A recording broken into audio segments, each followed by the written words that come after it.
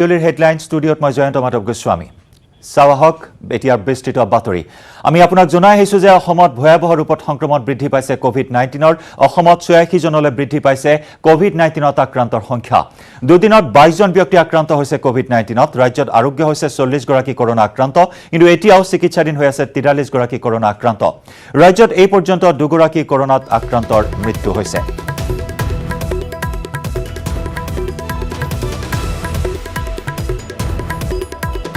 ভয়ংকৰ খবৰ আমি জনাই আছো এই মুহূৰ্তত কিয়নো কালিৰে পৰা আমি খবৰ জনাইছো কিয়নো দুটা দিনত অৰ্থাৎ 24 ঘণ্টাৰ ভিতৰত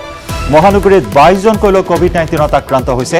আৰু যাৰ পৰিপ্ৰেক্ষিতত এতিয়া তীব্ৰ সতৰ্কতামূলক ব্যৱস্থা গ্ৰহণ কৰা হৈছে আৰু অসমত ইয়াকে লৈ 86 জনলৈ বৃদ্ধি পাইছে কোভিড-19ত আক্ৰান্তৰ সংখ্যা বৰ্তমান গুৱাহাটী মহানগৰীত 9টাকৈ স্থান কন্টেইনমেন্ট জোন হিচাপে ঘোষণা কৰা হৈছে আৰু কন্টেইনমেন্ট জোনসমূহত নিকট কপিয়া কৰি তোলা হৈছে নিৰাপত্তা ব্যৱস্থা কামৰূপ মহানগৰ জিলাৰ উপায়ুক্তকে ধৰি স্বাস্থ্যমন্ত্ৰী ডক্টৰ হিমন্ত বিশ্ব শৰ্মাই তদাৰক কৰিছে কন্টেইনমেন্ট জোনসমূহ আৰু এই সংক্ৰমণ যাতে বৃদ্ধি নহয় ইতিমধ্যে সংক্ৰমিত ব্যক্তিসকলৰ হিষ্ট্ৰী সংগ্ৰহ কৰি আনহাতে কোৱাৰেণ্টাইনৰ ব্যৱস্থা গ্ৰহণ কৰা হৈছে সংক্ৰমিত ব্যক্তিসকলৰ সংস্পৰ্শলৈ অহা আটাইবোৰ ব্যক্তিকে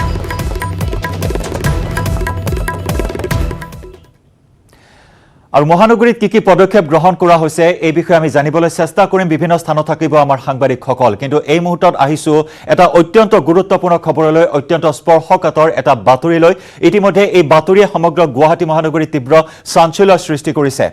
সেয়া হৈছে যে মহামাৰী কৰোনা আতংকৰ মাজতে মহানগৰী লখৰাত তীব্ৰ উত্তেজনাই বিৰাজ কৰে এটা দুটা নহয় ছটাকৈ পিপিই কিট পৰিধান কৰি ৰাজপথত বিচৰণ কৰি ফুৰে এজন মানসিক ৰোগীয়ে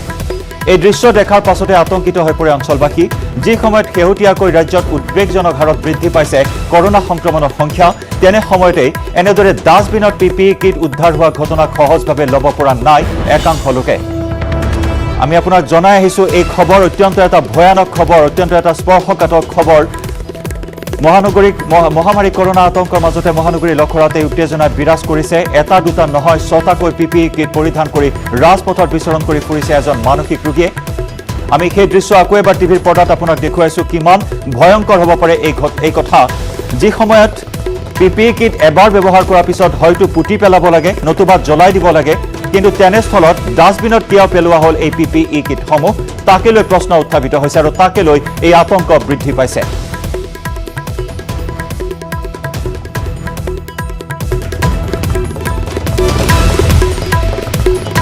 এই দৃশ্য এই মুহূৰ্তত আমি আপোনাক দেখুৱাইছো এজন মানসিক ৰোগীয়ে পিপিই কিট ডাষ্টবিনৰ পৰা উঠাই এনেদৰে পৰিধান কৰি ৰাজপথে ঘূৰি ফুৰিছে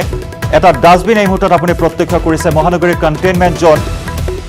লখৰাত এনেদৰে ডাষ্টবিনত পেলাই দিয়া হৈছে পিপিই কিট এটা দুটা নহয় ছটাকৈ পিপিই কিট আৰু এই মানসিক ৰোগীজনে নিজে পিন্ধি লৈছে পিপিই কিট আৰু তাৰ সমান্তৰালকৈ অন্যান্য পিপিই কিটসমূহ ডাষ্টবিনৰ পৰা উঠাই এনেদৰে ৰাজপথত ঘূৰি ফুৰা পৰিলক্ষিত হৈছে আৰু ইয়াকে লৈ লখৰাৰ স্থানীয় লোকসকল তীব্ৰ আতংকিত হৈ পৰিছে এই মুহূৰ্তত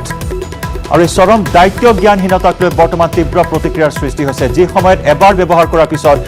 পাৰ্চনেল প্ৰটেক্টিভ ইকুইপমেণ্ট এই কিটসমূহ পুতি পেলাব লাগে নতুবা জ্বলাই দিব লাগে কিন্তু তেনে নকৰি কিয় এই দায়িত্ব জ্ঞানহীনতাৰ পৰিচয় দাঙি ধৰিলে প্ৰশাসনে তাকে লৈ প্ৰশ্ন উত্থাপিত হৈছে ডাষ্টবিনত কিয় পেলাই দিয়া হ'ল তাকে লৈ প্ৰশ্ন উত্থাপিত হৈছে তাকে লৈ সৃষ্টি হৈছে তীব্ৰ প্ৰতিক্ৰিয়াৰ আৰু এই ঘটনাক কেন্দ্ৰ কৰি তীব্ৰ চাঞ্চল্যৰ সৃষ্টি হৈছে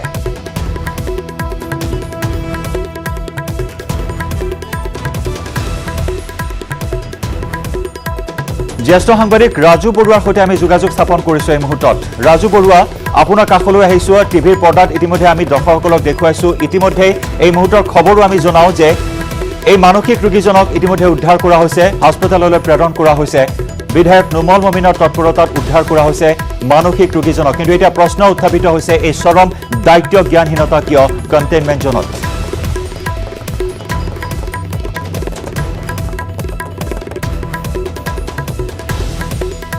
ৰাজু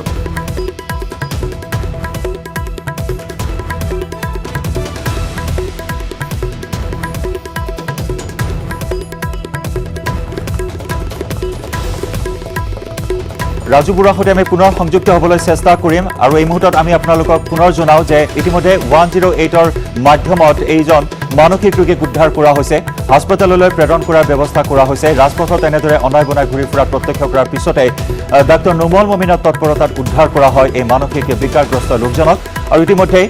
নিজে পৰিধান কৰি থকা মানসিক ৰোগীজনে পৰিধান কৰি থকা এই পিপি কিট খুলি পেলোৱা হৈছে আৰু পৰিত্যক্ত এই পিপি কিটসমূহ বৰ্তমান পুতি বা জ্বলাই পেলোৱাৰ ব্যৱস্থা গ্ৰহণ কৰা হৈছে আৰু তাৰ সমান্তৰালকৈ হাস্পতাললৈ প্ৰেৰণ কৰা হৈছে এই মানসিক বিকাৰগ্ৰস্ত লোকজনক আমি জ্যেষ্ঠ সাংবাদিক ৰাজু বৰুৱাৰ সৈতে সংযুক্ত হৈছোঁ আমি ৰাজু বৰুৱাৰ কাষলৈ যাম কিন্তু এই মুহূৰ্তত আমাৰ সতীৰ্থ সাংবাদিক ভাস্কৰ জ্যোতি হাজৰিকাৰ সৈতে সংযুক্ত হৈছোঁ ভাস্কৰ অত্যন্ত এটা গুৰুত্বপূৰ্ণ খবৰ এই মুহূৰ্তত গুৱাহাটী মহানগৰীত তীব্ৰ চাঞ্চল্যৰ সৃষ্টি হৈছে অত্যন্ত চৰম দায়িত্ব জ্ঞানহীনতাৰ পৰিচয় দাঙি ধৰা হৈছে ডাষ্টবিনত কিয় পেলাই দিয়া হ'ল আৰু ইয়াক লৈ তীব্ৰ প্ৰতিক্ৰিয়াৰ সৃষ্টি হৈছে এই মুহূৰ্তত ভাস্কৰ নিশ্চয়কৈ ই এক ভয়ংকৰ ঘটনা বুলি ক'ব লাগিব কাৰণ সেই যিটো পিপি কিট যি মানসিক বিকাৰগ্ৰস্ত ব্যক্তিজনে পিন্ধিছিলে সেইটো হয়তো কোনো চিকিৎসক বা কোনো ৰোগীয়ে হয়তো পিন্ধিছিলে আৰু প্ৰশ্ন উঠিছে যিহেতু সেই ধৰণৰ যি পিপি কিট সেই পিপি কিট যেতিয়া এজন ৰোগী বা এজন চিকিৎসকে যেতিয়া পিন্ধা হয় তাৰপাছত তাক নিষ্কাশন কৰা হয় এক বৈজ্ঞানিক পদ্ধতিৰে তেনে ক্ষেত্ৰত প্ৰশ্ন উঠিছে কি কাৰণত আচলতে সেই ডাষ্টবিনত সেই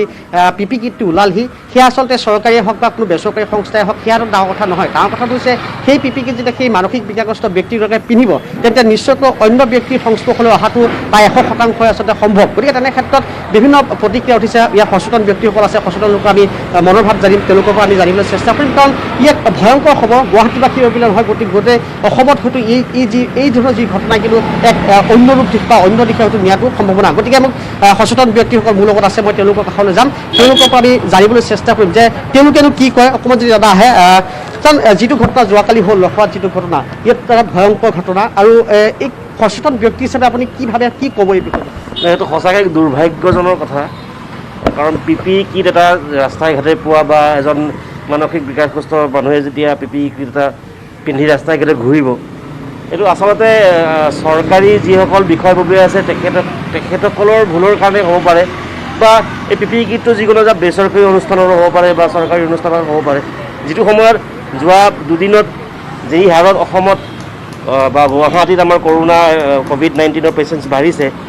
তেনে ক্ষেত্ৰত আচলতে সকলো গুৱাহাটীবাসী আমি শংকিত হৈ আছোঁ তাৰ পিছতে যদি আকৌ ৰাস্তাই ঘাটে পিপি কিট ওলাব তেতিয়াহ'লে সংক্ৰমণৰ যিটো পচিবিলিটি সেইটো বহুত বেছি বাঢ়ি যায় আৰু তাৰ কাৰণে আমি গুৱাহাটীবাসী সঁচাকৈ যোৱাকালি যেতিয়া আমি ভিডিঅ'টো ভাইৰেল হৈছিলে ভাইৰেল হওঁতে আমি পাইছিলোঁ এতিয়া সঁচাকৈ কিন্তু দুৰ্ভাগ্যজনক কথা আমি খুব চিন্তিত হৈ আছোঁ যে এনে ধৰণৰ আচলতে চৰকাৰে পদক্ষেপ ল'ব লাগে পিপি কিটবোৰ ক'ৰ পৰা যায় ক'ত ডিছপেচ হৈছে ক'ত ডাষ্টবিনত পৰিছে এইবোৰ অকণমান খবৰ ৰাখিব লাগে ধন্যবাদ থাকিলে আৰু লোক আছে মই তেওঁলোকৰ কাষলৈ যাম কি ক'ব সৰ্বক বিষয়টো কি ক'ব কাৰণ এইটো এটা ভয়ংকৰ খবৰ ভয়ংকৰ ঘটনা হয়তো সেই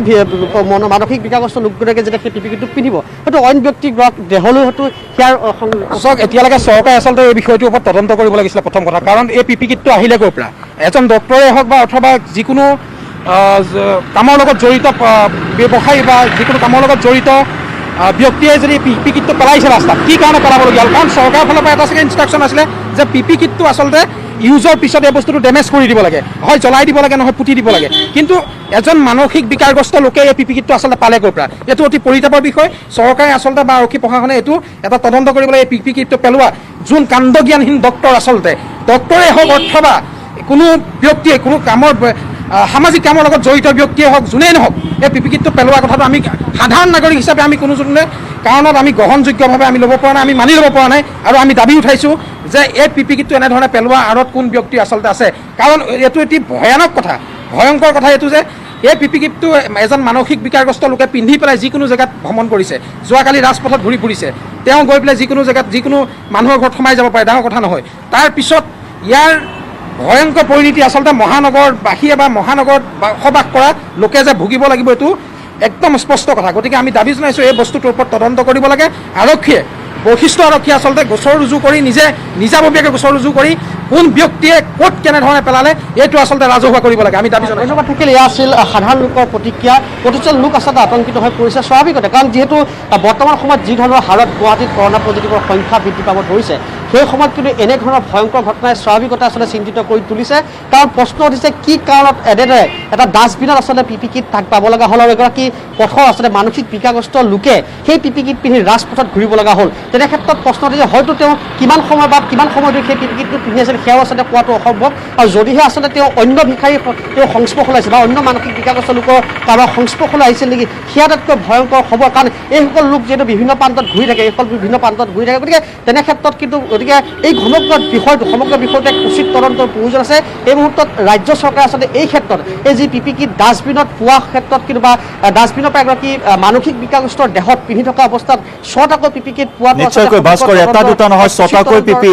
ভাস্কৰ 6টাকৈ পিপি কিট তাত ডাষ্টবিনত পেলাই দিয়া হৈছিল য'ত জ্বলাই দিব লাগিছিল বা পুতি পেলাব লাগিছিল কিন্তু সেয়া কিন্তু কৰা নহ'ল যাৰ পৰিৱৰ্তে ডাষ্টবিনত তাত পেলাই দিয়া হ'ল এই পিপি কিটসমূহ কিন্তু প্ৰশ্ন উত্থাপিত হৈছে ভাস্কৰ যে বুধবাৰৰ দিনটোত 15জনকৈ কোৱাৰেণ্টাইন হৈ থকা লোকৰ দেহত COVID-19 ওলাইছে ঠিক তেনেদৰে বৃহস্পতিবাৰৰ দিনটোত আন 7জনৰ দেহত COVID-19 পজিটিভ ওলাইছে কিন্তু তেনেস্থলত এই অসাৱধানতা কিহৰ কাৰণে অৱলম্বন কৰা হ'ল এটা অত্যন্ত স্পৰ্শকাতৰ অঞ্চলত সেয়াই কিন্তু বাৰম্বাৰ প্ৰশ্ন মহানগৰবাসীৰ নিশ্চয়কৈ এয়া আচলতে ডাঙৰ এক প্ৰশ্ন এই মুহূৰ্তত কাৰণ যদি চাই আপুনি 2টা দিন পূৰ্বে 15জনকৈ ব্যক্তিৰ দেহত কৰোণা পজিটিভ আহিছিলে তাকো গুৱাহাটী মহানগৰীৰ ৰাম হস্পিটেলত তাৰ পাছত যোৱাকালি 7জনকৈ ব্যক্তিৰ দেহত কৰোণা পজিটিভ আহিছিল তেনে ক্ষেত্ৰত কিন্তু যি ধৰণে প্ৰশাসন চৰকাৰে বা যি ধৰণৰ ব্যৱস্থা বা যি ধৰণৰ তৎপৰতাই আচলতে এই যি ধৰণৰ কৰোণাৰ বিৰুদ্ধে যি ধৰণৰ ব্যৱস্থা গ্ৰহণ কৰিছে কিন্তু যোৱাকালি যিটো ঘটনা সেয়া কিন্তু আচলতে মানুহক প্ৰশ্ন এক মানুহৰ মাজত এক বৃহৎ প্ৰশ্ন সৃষ্টি কৰিলে বা বৃহৎ প্ৰশ্ন তুলিলে গতিকে মই আৰু লোক আছে আৰু সচেতন লোক আছে বা আৰু ব্যক্তি আছে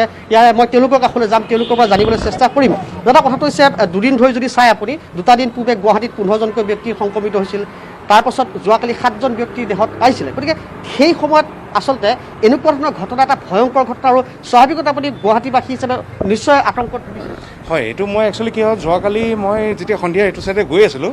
হাউকচিৰ পৰা মই লৈ গৈছিলোঁ তেতিয়া মই দেখিছিলোঁ মানুহজনে ড্ৰেছটো পিন্ধি আছে মই চিঞৰিছোঁ এইটো পিন্ধিব নালাগে তাৰপিছত অলপ আগতকৈ পুলিচ 2জনমান পালোঁ পুলিচ 2জনক ক'লোঁ বোলে এইটো বস্তু আপোনালোকে হেৰি নকৰে কিয় কৈছে দাদা পগলা মানুহ আমি কি কৰিম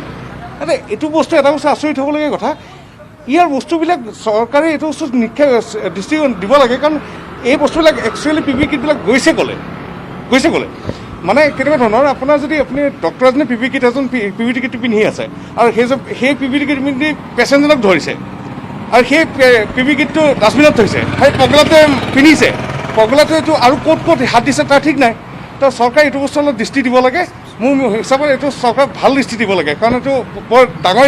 কুৱেশ্যন মাৰ্ক এটা হৈ গৈছে পিপি কিটবিলাক একচুৱেলি গৈ আছে ক'ত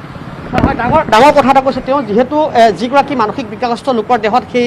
পিপি কিটটো পোৱা আছিল হয়তো সেই ব্যক্তিগত বা সেই মানসিক বিকাৰগ্ৰস্ত লোকগৰাকীয়ে হয়তো বিভিন্ন প্ৰান্তত তেওঁ যাব পাৰে বিভিন্ন স্থানত তেওঁ হাত দিব পাৰে গতিকে সেই স্থানৰ পৰা হয়তো ক'ভিড পজিটিভ সংক্ৰমিত হোৱাৰ পূৰ্ণ সম্ভাৱনা আছে তেনে ক্ষেত্ৰত মই পুনৰবাৰ কৈছোঁ প্ৰতিজন সচেতন ব্যক্তি আছে বিচাৰিছে যে এই সমগ্ৰ যি ঘটনাৰ উচিত তদন্ত হওক যিয়ে আচলতে এই কাৰ্য কৰিছে এই যি ধৰণৰ দায়িত্ব জ্ঞানহীনতাৰ কাম কৰিছে তেওঁলোকে উচিত শাস্তি পাওক কিন্তু যদিহে আচলতে এই ধৰণৰ ঘটনাৰ উচিত তদন্ত কৰা নাযায় তেন্তে পৰৱৰ্তী সময়ত কিন্তু ই এক অন্য ৰূপ গ্ৰহণ কৰিব জয়ন্ত নিশ্চয় কিন্তু ভাস্কৰ এই মুহূৰ্তত আমি ক'ব লাগিব ডক্টৰ নুমল মমিনক তৎপৰতাত উদ্ধাৰ কৰা হ'ল আৰু এই পিপি কিটসমূহ খুলি পেলোৱা হ'ল সেই মানসিক বিকাৰগ্ৰস্ত ৰোগীজনৰ পৰা আৰু লগে লগে তেওঁক হাস্পতালত ভৰ্তি কৰোৱা হ'ল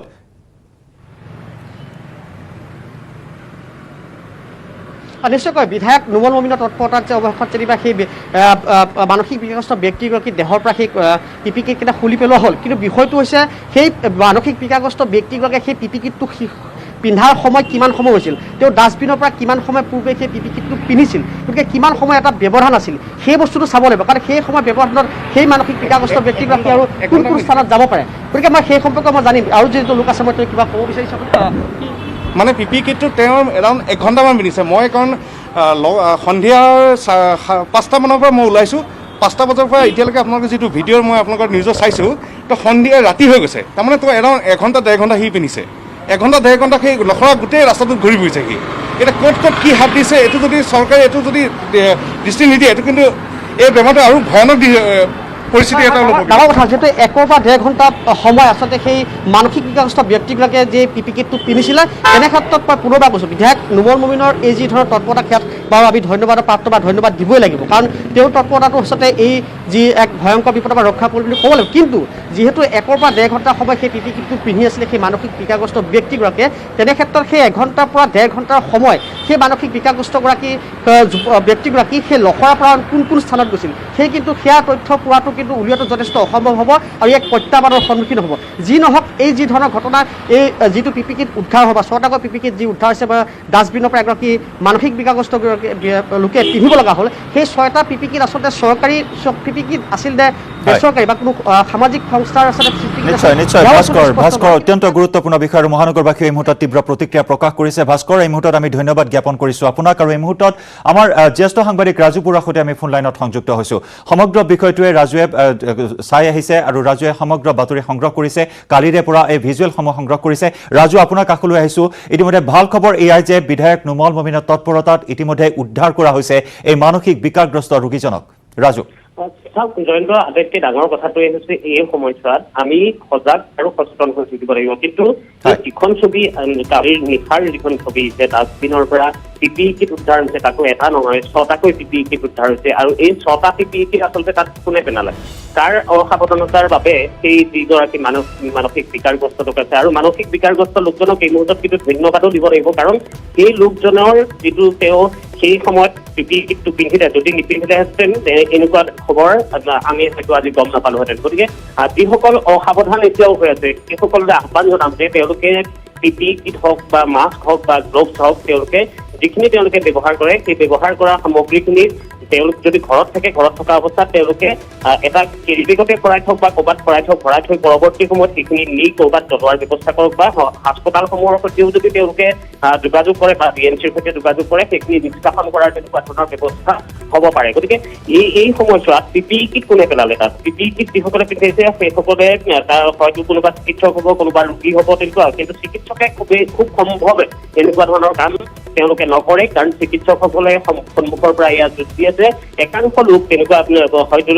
কোৱাৰেণ্টাইনত থকা লোক কোনোবা হ'ব পাৰে, তেওঁলোকক পিপি কিট পিন্ধোৱা হৈছে, হয়তো সেই পিপি কিট তেওঁলোকে আনি বাহিৰত হয়তো তেনেধৰণে লাষ্টত পেলাই থৈ আহিব পাৰে। গতিকে ডাষ্টবিনত এয়া পেলোৱাৰ স্থান নহয়, ডাষ্টবিন পিপি কিটৰ বাবে নহয়, ডাষ্টবিন অন্যান্য সামগ্ৰীৰ বাবে, আৱৰ্জনাৰ বাবে হ'ব পাৰে। এইটো আৱৰ্জনা বুলি ভাবিব নালাগে, এইটো COVID-19ৰ পৰা যদি বাচিবলৈ আছে তেনেহ'লে পিপি কিট বা অন্যান্য যিসমূহ সামগ্ৰী আমি ব্যৱহাৰ কৰি আছো কাপোৰক বাদ দি, সেই সামগ্ৰীসমূহ আমি নিষ্কাশন কৰিব লাগিব। মাস্ক এখনো আমি কিন্তু য'তে ত'তে পেলাব নোৱাৰো, আমি ডাষ্টবিন এটা তেনেধৰণে পেলাব নোৱাৰো। আৰু আমাৰ ক্ষেত্ৰত আমি জয়ন্ত নিজে আমি পিপি কিট পিন্ধিছো, আমি যেতিয়া পিপি কিট পৰিধান কৰি আমি কণ্টেইনমেণ্ট জ'নৰ সন্মুখত গৈ পেলাই আমি ৰিপৰ্টিং কৰিছো, তাৰপিছত আমাৰ নিউজ 18 কিন্তু তেনেধৰণৰ কিছু পদক্ষেপ লৈছে। নিউজ 18 আমি সেই সময়ত পিপি কিটটো খুলি আমি এটা কেৰি বেগত ভৰাই দিয়াৰ ব্যৱস্থা কৰা হৈছে। সেই কেৰি বেগটো পোনে পোনে নি দিছপুৰ হাস্পতালক দিয়া হয় আৰু দিছপুৰ হাস্পতালে সেইখিনি নিষ্কাশনৰ ব্যৱস্থা কৰে। আৰু ঠিক একেদৰে মাস্কৰ ক্ষেত্ৰতো তেনেকুৱা, আমাক এদিনৰ বাবে এটা মাস্ক দিয়া হয়, আৰু সেই মাস্কটো আমি পৰিধান কৰি সন্ধ্যাৰ ভাগত আমি যেতিয়া ৰিপৰ্টিং কৰি উভতি আহোঁ তেতিয়া আমি সেইখিনি জমা দিব লাগে, আৰু জমা দিয়াৰ পিছত সেইখিনি ডিছপ'জ কৰাৰ ব্যৱস্থা কৰা হয়। গতিকে এই সময়খিনি সজাগ আৰু সাৱধান হৈ থকাৰ সময়, আৰু যিসকল লোক এতিয়াও সজাগ সাৱধান হোৱা নাই, কাৰণ COVID-19 আমি বহুদিন কৰোণা ভাইৰাছ হয়তো নিৰ্মূল হৈ নাযায় আমাৰ মাজৰ পৰা, আমি কৰোণাৰ সৈতে সহাৱস্থান কৰিব লাগিব। কিন্তু এই সহাৱস্থান কৰাৰ আগে আগে কিন্তু আমি প্ৰত্যেকেই সাৱধান হ'ব লাগিব, প্ৰত্যেকেই সজাগ হ'ব লাগিব। আমাক যিখিনি দিছে ছ'চিয়েল ডিষ্টেন্সিঙৰ কথা কোৱা হৈছে, আমি সামাজিক দূৰত্ব সদায় বৰ্তাই ৰাখিব লাগিব। এই যুঁজখন কিমান দিনলৈ চলি থাকিব জয়ন্ত কোনেও ক'ব নোৱাৰে, কৰোণা ভাইৰাছ হয়তো যুগলৈকে থাকি যাব, কিন্তু আমি নিজেও জীয়াই থাকিব লাগিব, আমি বাহিৰলৈ ওলাই যাব লাগিব, আমি কাম কৰিব লাগিব, অৰ্থনৈতিক যিটো অচলাৱস্থা চলিছে আমি তাক উদ্ধাৰ কৰিব লাগিব। গতিকে সেই সময়খিনিত আমি প্ৰত্যেকেই যুঁজটো দিব লাগিব, কিন্তু যিখিনি নিয়ম নীতি আছে, আমি যিখিনি সাৱধানতা অৱলম্বন কৰিব লাগে, হাত বাৰে বাৰে ধুই থাকিব লাগে, এই কামখিনি কিন্তু আমি কৰি যাব লাগিব জয়ন্ত। নিশ্চয় তীব্ৰ হেমাহিৰ এখন ছবি কিন্তু ৰাজু সন্মুখলৈ আহিছে, যিসমূহ কিট ডাষ্টবিনত পেলাই দিয়া হ'ল। ইতিমধ্যে বাৰম্বাৰ কোৱা হৈছে যে পুৰি পেলাব লাগে বা পুতি থ'ব লাগে, কিন্তু তেনে নকৰি ডাষ্টবিনত পেলাই দিয়া হ'ল। ইয়াৰ লগে লগে কিন্তু এখন তীব্ৰ হেমাহিৰ এটা ছবি সন্মুখলৈ আহিছে। ৰাজু, আপোনাক ধন্যবাদ জ্ঞাপন কৰিছোঁ, আৰু সকলোৱে আমি সজাগ হ'ব লাগিব এই মুহূৰ্তত। আৰু যি ঘটনাই কিন্তু গুৱাহাটী মহানগৰীত স্বাভাৱিকতে আতংকৰ সৃষ্টি কৰিছে, আৰু সেইসকল লোকক এই মুহূৰ্তত ধন্যবাদৰ পাত্ৰ যিসকল লোকে এই প্ৰত্যক্ষ দৃশ্য প্ৰত্যক্ষ কৰাৰ লগে লগে খবৰ দিছিল, আৰু বিধায়ক নুমল মমিনৰ তৎপৰতাত উদ্ধাৰ কৰা হ'ল এই মানসিক ৰোগীজনক। 108 মতাই আনি ৰোগীজনক উদ্ধাৰ কৰা হয় আৰু হাস্পতাললৈ প্ৰেৰণ কৰি কিটসমূহ বৰ্তমান জ্বলাই দিয়া হয়।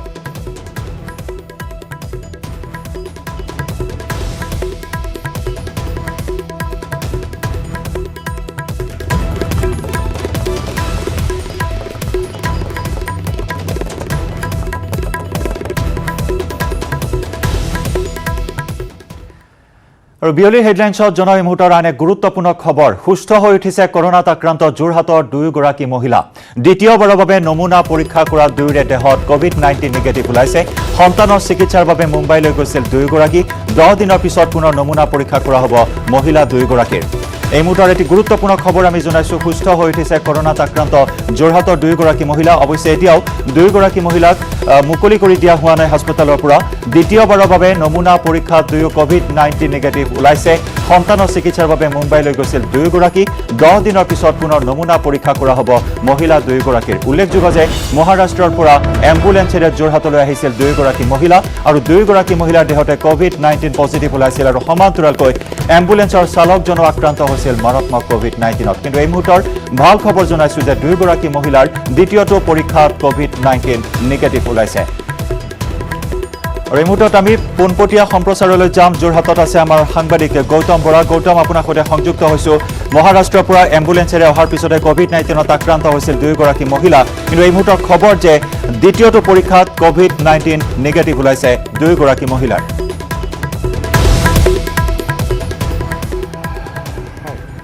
হয় জয়ন্ত যেহেতু শেহতীয়া যিসমূহ কথা পোহৰলৈ আহিছে যে কৰোনা ভাইৰাছৰ সৈতে আমি সকলোৱে সহাৱস্থান কৰিব লাগিব কিন্তু যেতিয়ালৈকে ঔষধ নোলায় বা ভেকচিন নোলায় তেতিয়ালৈকে কৰোনা ভাইৰাছ থাকিবই আৰু তাৰ লগত মিলি আমি চলিব লাগিব আৰু দেখা গৈছে যে কৰোনা ভাইৰাছত কিমান লোক আক্ৰান্ত হৈছে তাৰ খবৰ সকলোৱে দি আছে কিন্তু এই ভাইৰাছত আক্ৰান্ত হোৱাৰ পিছত বহু লোক যে সুস্থ হৈ উঠিছে অৰ্থাৎ সেই খবৰে কিন্তু বিশেষ গুৰুত্ব লাভ কৰা নাই শেহতীয়াকৈ যোৰহাটত যি দুগৰাকী মহিলা মহাৰাষ্ট্ৰৰ পৰা আহি কৰোনা ভাইৰাছত সংক্ৰমণৰ বলি হৈছিলে তেওঁলোকৰ কোভিড-19 পজিটিভ পোৱা গৈছিলে পৰীক্ষাত সেই মহিলা দুগৰাকীৰ শৰীৰত কিন্তু কোভিড-19ৰ কোনো লক্ষণ আজিৰ দিনটোলৈকে দেখা পোৱা হোৱা নাই আৰু দ্বিতীয়বাৰৰ বাবে অৰ্থাৎ 9 মে তাৰিখে তেওঁলোকৰ যি